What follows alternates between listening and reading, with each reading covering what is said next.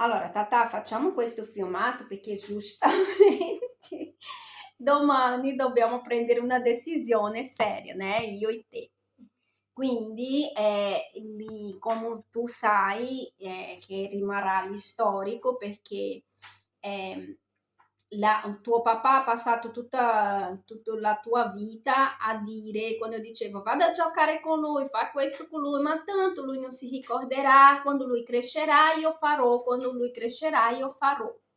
Quindi in effetti adesso io ti chiedo a volte delle cose, io ti chiedo, Tata, tu ti ricordi? E tu dici no. A volte quando andiamo in un parco che per esempio costumava portarti e tu dici, ah, ho un ricordo di qua. Quindi è vero che i tuoi ricordi sono molto sfocati, ok? Poi è anche vero che il tuo papà ha, ha trattenuto tutte le foto di tutti questi anni, per cui mi sono rimaste veramente poche, quelle che ho fatto in Brasile, pochissime. E assim, visto che io ho letto gli atti del Tribunale di Trento per quanto riguardava la denuncia fatta contro di me, io ho visto tutte le assurdità che ha detto sia il tuo papà sia la famiglia Pergolizzi. Per le altre persone non è chiaro, però per me è chiarissimo il tipo di persone che sono. E sono sì delle persone bugiarde. E quello che è successo con la tua zia, che ha scritto un libro, che mi ha regalato un libro, che è stata definita pazza, poverina, e vive soggiocata nelle mani del suo teorico compagno, che oltretutto fa parte di una famiglia importante di quello che mi hanno detto, ma che appunto è un zombie ambulante, eh, con tanti problemi che oggi. No, io già avevo osservato prima, però dopo aver letto gli atti del Tribunale di Trento, io assim, riesco a capire che era impossibile per questa ragazza essere cresciuta normale, perché sicuramente era una ragazza che non chiudeva gli occhi, che era molto intelligente e che ha cercato di dire quello che succedeva e non è stata ascoltata e è stata trattata così come stanno facendo i pergolizi un'altra volta, con me, che si sono prodigati a farmi, a darmi il titolo di pazza o qualcosa del genere, ok? Ripeto che il famoso soffri di problemi psichiatrici da anni, non c'è scritto da nessuna parte, eccetto nella mente distorta del padre del mio figlio e da sua famiglia che ha tutto interesse di assecondare tale comportamento, perché il succo della faccenda è che Ottavio, in questo contesto dei pergolizi, significa principalmente adesso che sono andati in pensione la nonna, il nonno, i soldi sono dimezzati, quindi avere un bambino certificato vuol dire entrata in più, vuol dire anche perché possono fare quello che hanno fatto con il cugino che oggi è finanzieri, quello che hanno fatto 30 anni fa, con lui il touch tocca per credere, possono fare, e adesso è molto più facile fare queste cose, vuol dire anche i soldi, insomma, tante cose, e non ne parliamo della busta paga del suo padre, visto che è dipendente, e insomma, e tutte le altre cose. Quindi, purtroppo, è un dato di fatto che i tuoi ricordi da bambini, tu ti ricordi alcuni. Essendo il padre grafico e anche hacker, ci sono due possibilità. Una che abbiano messo tutte le foto e anche nelle foto che c'erano io, molto probabile ha fatto sparire me e ha lasciato solo lui, Ottavio, così. Oppure le ha cancellate. No, è perché adesso mio amorino si può fare, poteva già fare prima perché il tuo papà sapeva fare anche prima dell'intelligenza artificiale. Adesso con Per l'intelligenza... esempio quella foto dove ci sono io che fluttuo in aria, non stavo fluttuando in aria. Però infatti in quel periodo lì non c'era ancora l'avvento dell'intelligenza artificiale, lui ha fatto tutta a mano. Mi aveva lanciato in aria, mi aveva fatto una foto sul momento e l'aveva modificata. Si chiamava Photoshop all'epoca. Sì. Lui ha fatto un Photoshop e ha fatto quella foto. Quindi non mi stupirebbe se le foto che ci sono, che c'era io, te e lui abbia tolto la mia immagine di modo che rimani tu e lui, così quando tu vedrai queste foto penserai, nossa, ma mio papà c'era. Anche aggiungere la sua foto e anche in delle foto che lui non c'era o che eri solo tu, solo per creare dei falsi ricordi che lui fosse una persona presente. Quando ripeto, al massimo faceva le foto, e alcuni lavoretti che mio padre abbiamo fatto è stata tutta perché la mamma ha detto Ottavio, Simone, fai questo lavoretto con Ottavio. Perché il succo è questo: ogni cosa positiva che questo energumeno ha fatto con il proprio figlio non ha fatto di iniziativa propria, lo faceva perché io ero lì a insistere. Per esempio il discorso di imparare a camminare in bici. E per me era molto difficile insegnare a Ottavio per il discorso che io sono piccola, non ho forza nelle braccia, e io ho provato tante volte a spingere lui a insegnare a Ottavio.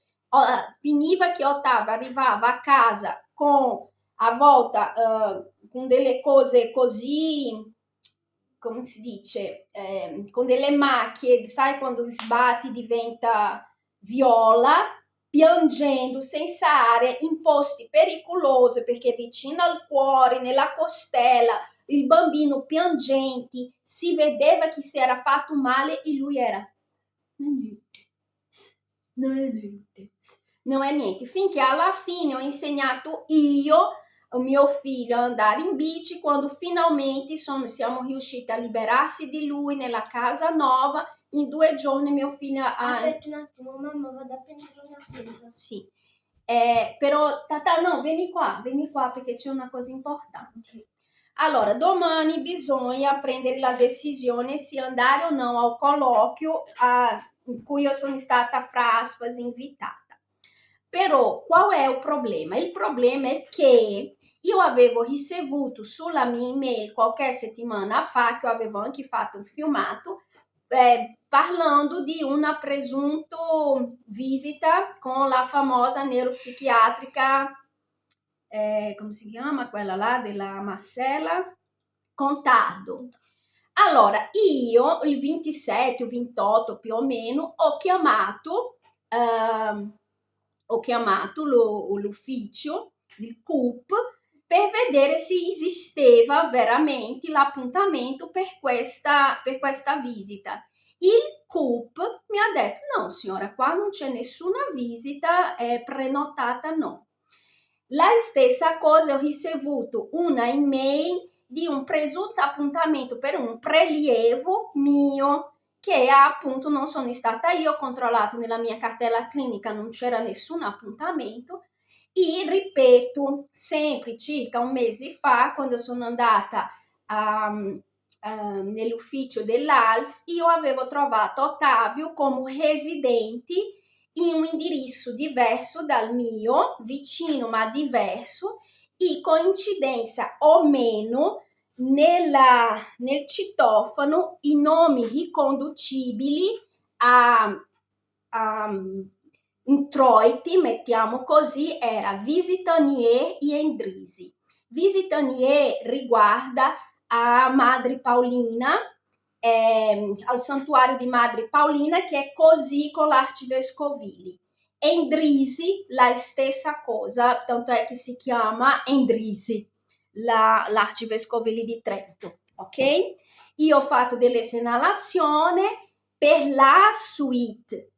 Per i comuni sono andati in comune, no, non è vero, lui è residente insieme a lei, mi hanno stampato i fogli, mi hanno detto vada lì, faccia loro sistemare, qua è tutto a posto, quindi rinforza l'idea che loro stanno facendo tutto fra loro, tra amicizia e familiarità, perché ricordiamo che la famiglia Fedrizzi ha le mani in pasta con il Tribunale di Trento, il Tribunale Minorili, l'assistenza sociale, un attimo, ti lascio parlare, l'assistenza sociale, i mezzi di comunicazione di Trento, insomma, tutto porta a pensare che loro stanno facendo tutto fra le loro amicizie. Ufficialmente, a livello nazionale, non c'è niente. Infatti, okay? Per coincidenza, questa cosa che mia mamma sta parlando della cosa dove diceva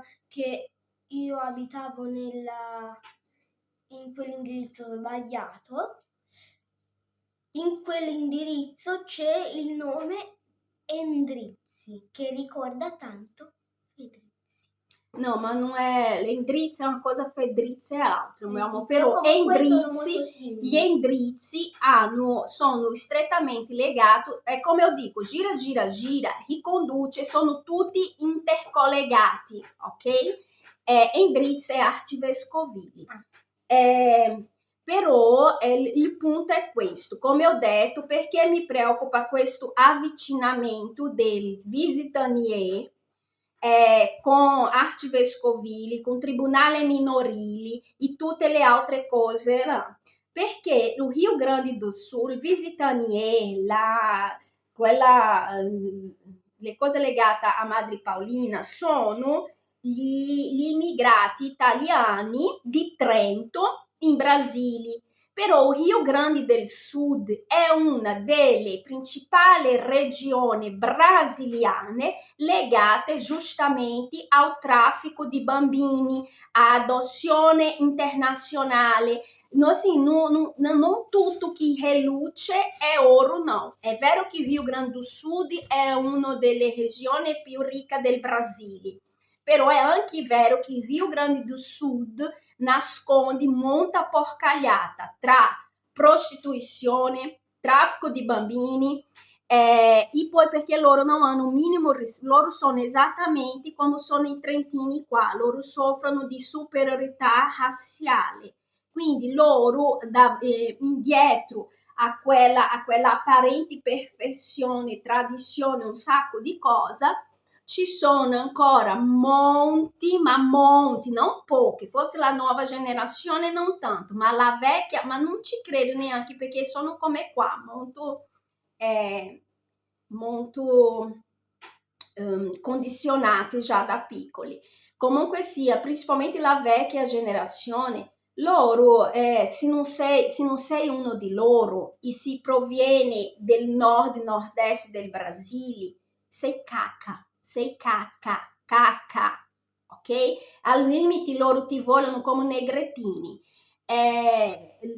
proprio come, sai, negrettini, dama di compagnia, no, come si dice? Tipo, perché in portoghese è impregata domestica, assistenti domiciliari, mettiamo così, ok? Quindi, qual è il punto? È che domani io sono stata invitata ad andare per delle comunicazioni inerenti a lei e il minori. Allora, io ho risposto, io so leggere dal 2008/2, quindi per comunicazioni inviati tramite PEC.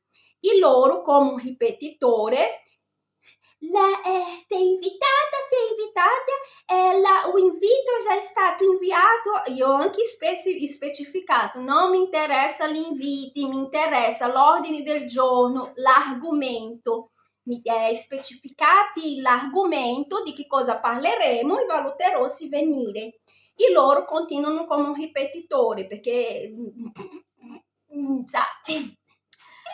a morale della favola, io sono stata costretta a scrivere, senta, per la mancanza della serietà dell'ufficio tutela del minore, io non mi presento senza una persona terza di mia fiducia, ok?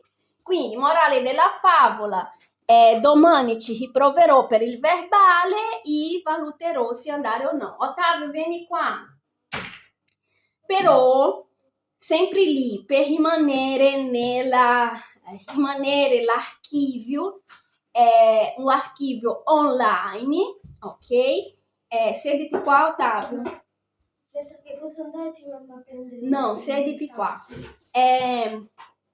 Per rimanere nell'archivio online, perché appunto tutto questo gira sul fatto che hanno creato l'idea di me come oltre ad appassa, quella che vuoi allontanare il figlio del padre, io ripeto, oggi se mi chiedi e io dico no, io non ci sto in fare la guardia condivisa, non ci sto, ma perché ho letto gli atti. Io ho agevolato e sono stata a favore della guardia condivisa finché non avevo letto gli atti.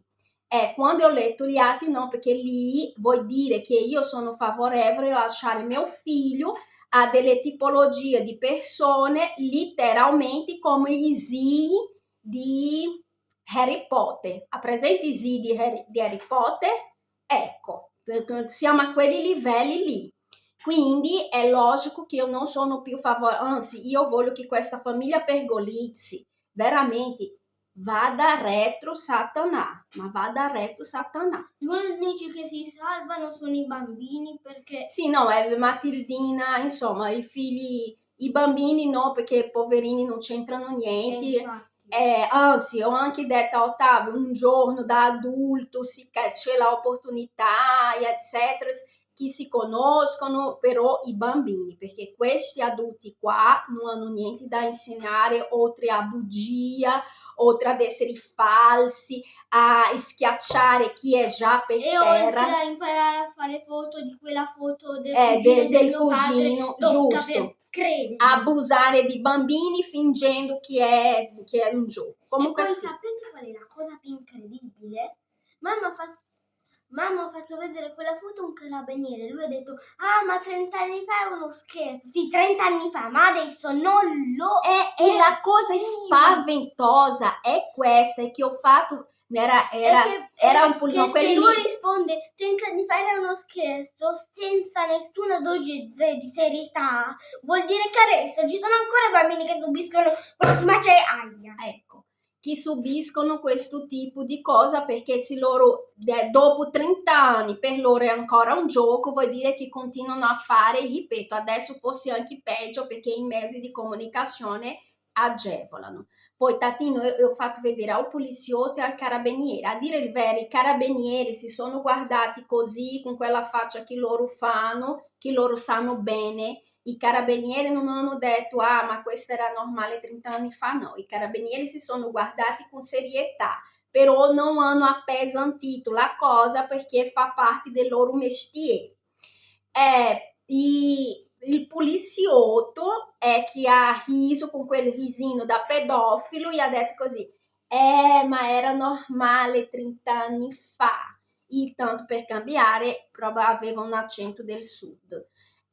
Quindi siamo a questi livelli. Però appunto come io non sono la strega che loro mi dipingono, io comunque ho osservato mio figlio in tutto questo periodo, io so che mio figlio mi ama, però so anche che prima di tutta questa confusione mio figlio ha sempre detto io voglio bene a tutte e due, io voglio bene a tutti e due. Lui ha sempre lasciato chiaro che voleva stare con me, ma lui ha sempre anche lasciato chiaro che lui voleva bene a tutte e due. Ovviamente il comportamento del suo padre ha creato delle ferite non irrilevanti, non irrilevanti per niente, ma il mio figlio, oltre ad essere un bambino di buon cuore, meglio di me, è comunque sempre, io ho insegnato mio figlio a non dimenticare comunque le cose buone del passato. Per esempio, io ho detto a mio figlio, però ti devo dire una cosa, per un periodo tu hai avuto una figura paterna purtroppo tuo papà si è avvicinato delle amicizie cattive e ha cambiato tutta la cosa, o che non escludi la sua indole, ok? Comunque sia, vieni qua Tata, io ho insegnato una cosa, io non sono obbligata a volere bene al padre del mio figlio, non sono mai stata obbligata e questo ho sempre detto, nessuno mi può obbligare a sentire quello che io non sento, ok? Però io sono io, lui è lui, e quindi ho insegnato a Ottavio, dimmi. È come chiedere a una balena di vivere sulla terraferma. Allora, io sono io, lui è lui, quindi dei suoi di sentimenti lo sa lui, lo senti lui. E quindi ho fatto una domanda chiara. Ottavio, ma tu saresti in grado di perdonare il tuo papà? La rifaccio in diretta. Ottavio, tu saresti in grado di perdonare il tuo papà? Perdonare mio papà, ok, ma il macello è già stato fatto. Ok, quindi non venite a incolparmi di cose che io non c'entro.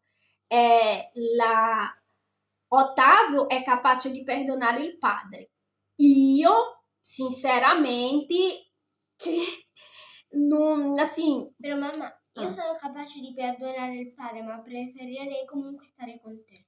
Ecco, però assim, capiti che non sono io a creare una barriera fra lui e mio figlio, perché comunque io ho sempre lasciato mio figlio libero di sentire. E se oggi sono praticamente, anzi forse di più, tra 6 mesi o di più che lui non vede il padre, non è colpa mia, è perché il padre stesso ha creato una situazione dove questo incontro è impossibile. Poi quello che io dico è che io non agevolerò, no, assim, io Carla, non agevolerò questa cosa, però non impedisco mio figlio di volere bene al suo padre.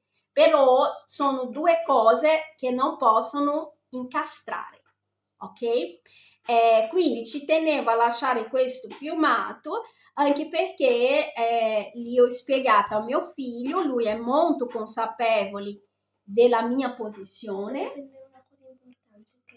Per veloce, mio amore. Lui è molto consapevole della mia posizione di madre.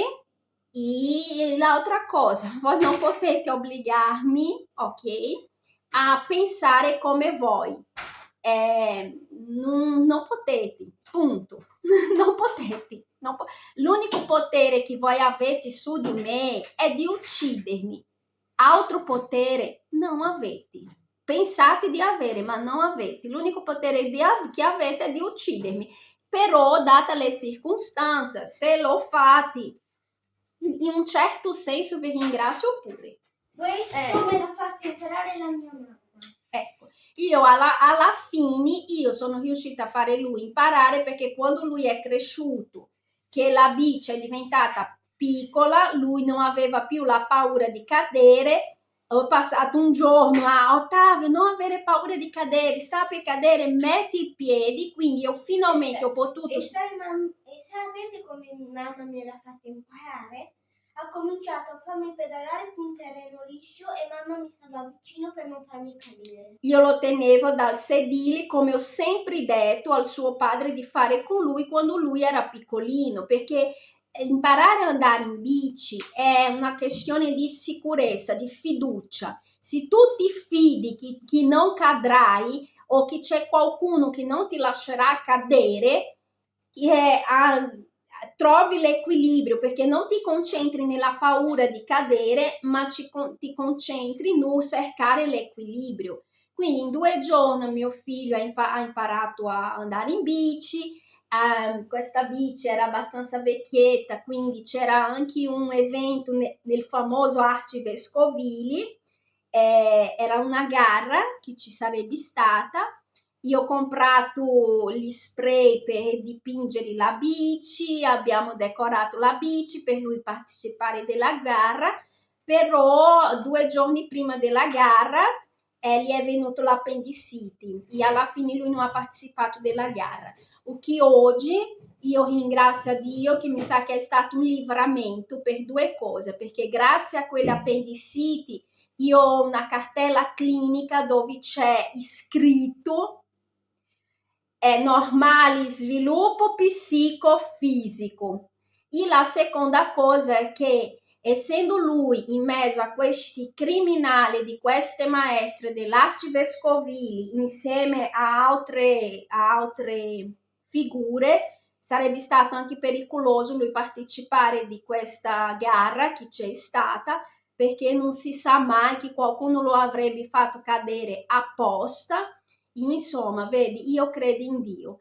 Io non so cosa succederà domani, il mio cuore è stretto, però io ho molta fede in Dio che qualunque cosa accada sarà un livramento. E mi auguro sì di un giorno poter guardare questo periodo una, come un ricordo molto lontano veramente. E la cosa principale è che io sono fiera di me perché io so che ho fatto non un buon lavoro, io ho fatto di più, ma proprio molto di più di quello che umanamente sarebbe stato possibile come madre di primo viaggio, come femmina che non aveva mai idealizzato una maternità, come straniera in un paese di fascista, insomma, con tutti i miei limiti, io non ho fatto un buon lavoro, no, ho fatto di più, ma molto di più.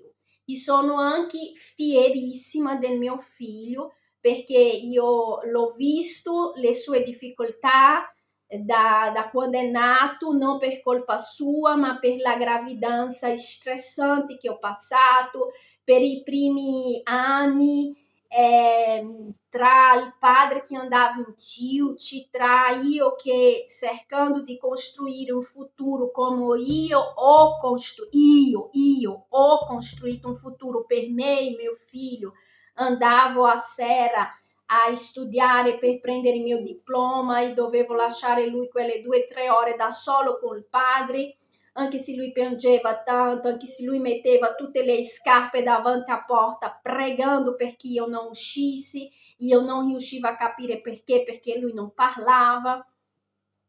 Insomma, io ho visto questo bambino maturare, ho visto questo bambino con l'amore enorme che lui aveva nel mio confronto, come ho detto, fare un viaggio lunghissimo, intercontinentale, usando una mascherina, adattarsi a un clima completamente diverso di quello che lui era abituato. Eu ho visto mio figlio sorridere in Brasile, ho visto mio figlio aprirsi per la vita, imparare a parlare, a nuotare. In quel periodo lui era proprio a un passo di togliere i cuscini di cosa che non mi ricordo come si chiama, i gonfiabili. Io ho visto mio figlio rinascere quei 6 mesi in Brasile e tornando in Italia adesso 2 anni dopo io vedo mio figlio essere un'altra volta ucciso da questo luogo chiamato Trento, da questi trentini, da queste maestre che vengono di Roma apposta a cercare nuove vittime. Insomma, è molto triste, ma sono anche molto fiera del mio figlio perché, al contrario di quello che vogliono fare credere, è un bambino che è autodidatta, è un bambino intelligentissimo. L'unica cosa è che è un bambino che purtroppo non riesce ad avere la pace di vivere grazie a queste 2 neuroni, a questi fascisti e a questa famiglia maledetta che oramai, guardi, Comunque, io ho fede in Dio, continuerò ad avere qualunque cosa accada. Ottavio, vieni qua, mio amore. Ok, aspetta un attimo. Sai, potete cancellare tutti i ricordi del mio figlio, però secondo me non potete, ogni volta che lui vedrà una bici ti ricorderai, né, mio amorino, che ti ha insegnato ad andare in bici. Alla prossima e una buona Pasquetta a tutti. Dettagli. Dio mi ha dato mio figlio. Dio.